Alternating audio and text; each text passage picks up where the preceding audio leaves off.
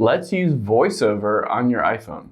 Now, if you want your iPhone to speak out loud any text that is on the phone to help you navigate through any kind of different menus or web pages, you can always do that with VoiceOver. To use it, let's hop into our settings and we'll scroll down and tap on accessibility.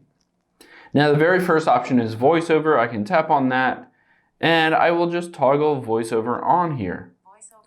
And you can see all of a sudden it automatically starts talking to me, and I can go through these different things. I can tap on accessibilities and it will tell me what accessibilities is.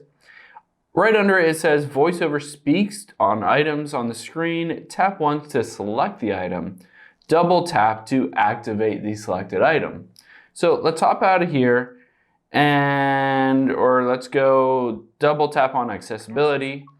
And I can always tap on zoom and it will tell me what zoom is. Now, if I want to use that or double tap on it, I can double tap on it and it will allow me to then turn zoom on by double tapping that, or I can double tap it again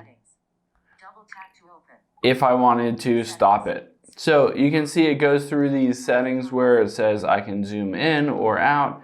I can double tap to unzoom it or go back to accessibilities.